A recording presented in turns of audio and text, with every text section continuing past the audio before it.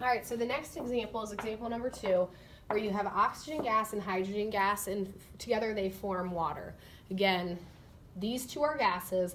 This is a liquid at this particular, during this particular equation, and obviously they don't have the same properties to begin with as they do at the end.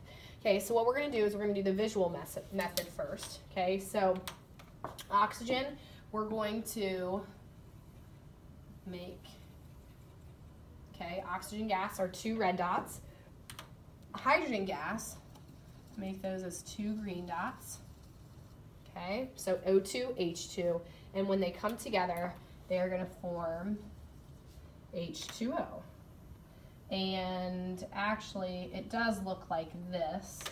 Okay, if you didn't draw it exactly like that, that's not a big deal, but you have 2 hydrogen and 1 oxygen. Okay, so as of right now, if we look at this, we have 2 red on the reactant side, only 1 on the product side. Just for that alone, this is not balanced.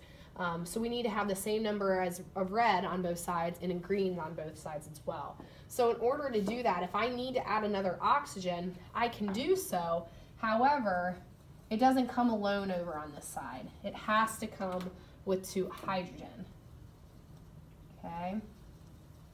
So if that's the case, we now have 4 hydrogen, and if we want to balance that out, we have to put a compound of 2 hydrogens right here, and now we should be balanced. So if you look here, 2 oxygen, 1, 2, 3, 4 hydrogen, 1, 2, 3, 4 hydrogen.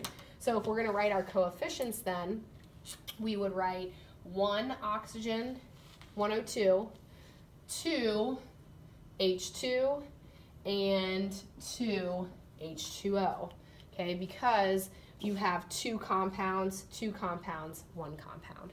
Okay, and now we are balanced. So again, we're going to show the method where we have our checklist. Okay, so reactants, products, we're listing elements from left to right. So oxygen, hydrogen, okay, 2 oxygen, 1 oxygen, 2 hydrogen, 2 hydrogen.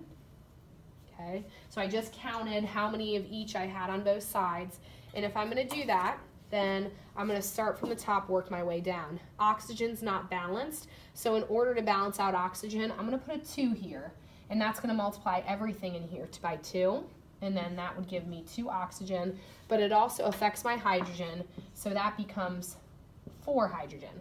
Make sure you change your coefficient before changing anything in here.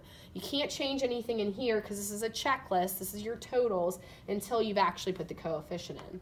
So in order to get 4 out here, I want to put a 2 here. When I put a 2, then that becomes a 4, and then we're balanced. So what I can do again is put a 1 there as a placeholder, and if you check, 1, 2, 2, 1, 2, 2, no matter which way we do it, we're going to have the same outcome.